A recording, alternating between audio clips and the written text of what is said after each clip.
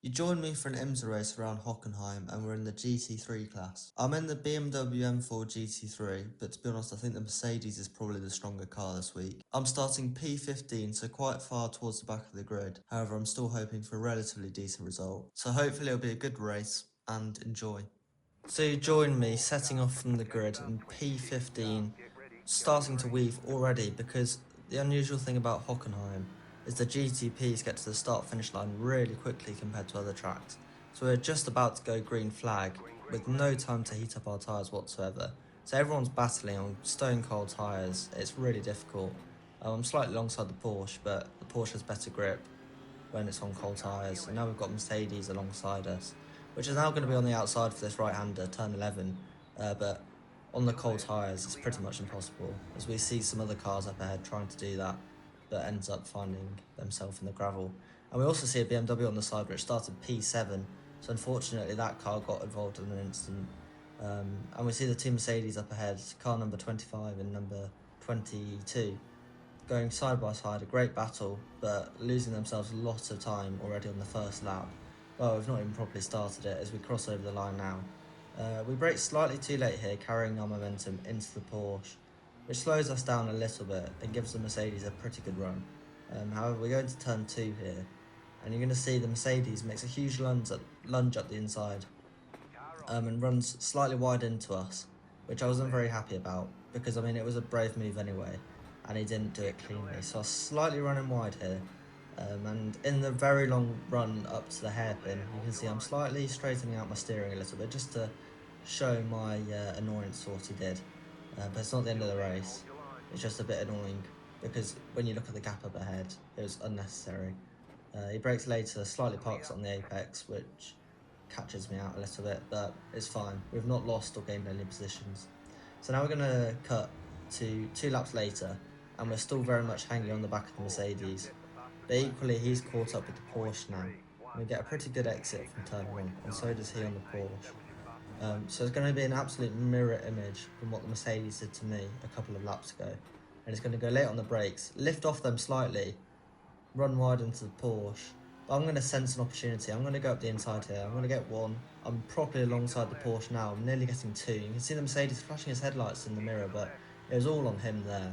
Not leaving the Porsche enough room. Properly door to door into the hairpin here. Ignore my brake trace there. Going straight into ABS. But the Porsche is later on the brakes. Mercedes tries to do something there, but doesn't really work out. However, I'm wanting this position. I'm going to try everything in my power to try and get it. I'm going to go to the left here. It's not an easy move to do here, but I'm going to brake late. I'm going to go straight over this sausage curb here, which probably isn't the best. Nearly going to the side of the Porsche. Now we've got a Mercedes to the left of us. I managed to fend him off for a corner. However, I'm not done with this Porsche. I want to try and get a good exit from this corner here. I really like this corner. It's really nice and flowing. And once you get it on the throttle nice and early, you can send it into the hairpin like this, late on the brakes, carry the momentum into the corner. Because of the banking, it's really easy to carry the speed. Now we're properly alongside the Porsche, going to the final couple of corners. He brakes too late. I'm going to go on the throttle nice and early, power myself through the inside there, and fend him off. Now I can sense he's going to try and make a move into turn 1, so I'm going to move to the right slightly just to cover it off. And that's the move sealed. And he doesn't actually have another opportunity to try and get me. As you see, 10 laps later is only when the next thing really happens. So we've got the faster traffic coming through, the GTP leaders. And this is just to show how difficult it is being a GT3 sometimes, as you have the 2 GTPs coming through, and then an LMP2 trying to fit through the gap as well, and nearly takes out the leader in the GTP. Yeah, you have some LMP2s which do some stupid things. So the following lap, as we're about to have some lower iRacing LMP2s coming through, I thought it would be a good time to pit before we get taken out and get involved in any trouble. As we get the limiter on nice and early, get out of the pit box. However, we're going to exit behind a car that we weren't actually behind before. I don't know how this has managed to work out. Probably from all the battling we did, and they were just in a clean race by themselves, but they had much more pace than me, and I thought we might be able to work together, but to be honest, I didn't even get close enough, even with the slipstream, which is a bit annoying. But we're now going to see a situation here where if you look into the distance a bit further to the right, you're going to see Mercedes joining on. And now we're going to have a look back in a second as to what caused it. As the Aston Martin and Mercedes get tangled together, he avoids a barrier just to hit another one really, but much softer contact with the barrier than what it would have been before. So he got let off quite a bit there, but he's lost a couple of positions now as the number 12 Mercedes sends it up the inside. He's not waiting for any other opportunity. And now we have a GTP sandwiched between this battle, not really wanting to be there, I imagine, even though it's quite low down in the GTP order. But either way, does not want to get involved in this. The two Mercedes going really aggressively at each other. And now we're going to have number 12 getting a really good opportunity into the hairpin here with the slipstream. He's going to brake really late. Well, he's going to lift off the brakes actually slightly as the number 8 leaves the door open slightly. And we look in the mirror, we've got two GTPs coming as well as they're going too wide through this really difficult right-hander and into the left-hander. So these GTPs will be stressing quite a bit as he slams on the brakes. Now you've got the Cadillac as well. The Mercedes have no choice but to go on the inside here. So GTPs have to go around the outside. Now they're dotted about in this battle. The Cadillac trying to make his way through as well, but it's just impossible for these guys. So now car number 12 has gotten past car number 8. It's my opportunity to try and make something of it. I get a really good exit here from turn 1, right on the bumper of car number 8, and I don't show my cards too early, but I dive at the last moment up the inside, trying to make something of this opportunity. He leaves me plenty of space, and I'm trying to get a good exit, but I just can't get the power down early enough. And the Mercedes does also have better low-end speed, which the BMW struggles with ever so slightly. But now I've got a good run into the hairpin where I can try and make a move happen. As he knows I'm going to try and do this, so he goes over to the right, covers the inside. I'm going to dart over to the left at the last moment just before the braking point. Ignore the brake trace because it's pretty appalling, as I literally go 100% brake pressure, but ignore it. But I'm still on the back of car number 8. I have a GTP flying up the inside here. I'm going to do the car version of an angle breaker. I'm going to go right, I'm going to go left. I'm going to send it up the inside, really late on the brakes, hitting the sausage curb again. I don't know why I like it so much. And now I'm on the outside for this right hander. I'm going to just about keep my nose ahead. And he leaves me enough room. So now we're properly alongside going into this long right hander, turn number 11. I'm going to try and hold it. But he brakes too late, goes into me. I get a little bit of front bumper damage. I get shoved into the gravel, but all in all, it's fine because I've got a few more opportunities coming up.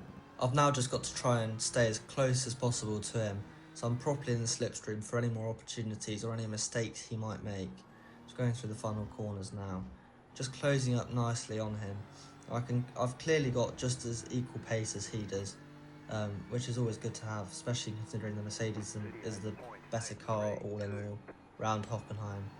I'm going to follow him really closely through turn 1. I'm going to get a good exit once again. He might have had a slight bit of steering damage from that incident. That might be why.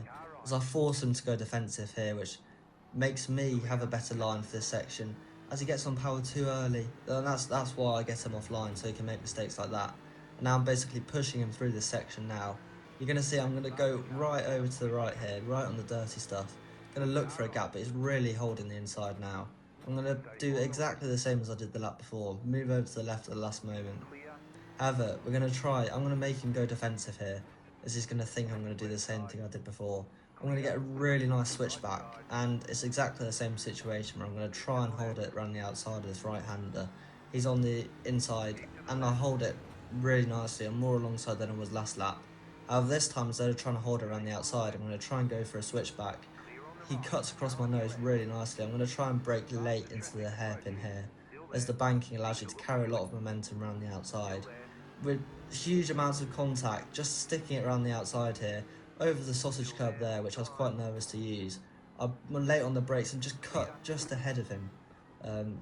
Gives him no opportunity to try and go for any switchback or anything. So I was really pleased with that move there. But it's not over yet, as he gets really good power into the hairpin here. He just sort of dummy me here. I think he was going to send it, but thankfully I don't brake too late. But he's still very close, and I think he could make a move here. So he's flashing his headlights slightly. I didn't actually notice that in the race. Anyway, I'm going to cover the inside now. He's going to try and brake late. He's trying to do what I did.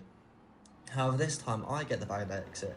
See, I really cooked the tyres there as the Porsche's trying to get stuck in as well now. Now I'm on the outside again, however a bit more level this time. And instead of going around the outside again, I'm going to try and go for another switchback. He goes across to the left. I'm going to get even better switchback as we get a 0x from it. That's how close it was. And I'm going to carry it around the banking once again for another lap with much less contact. So we have an LMP2 now diving up the inside. It's the same one from earlier.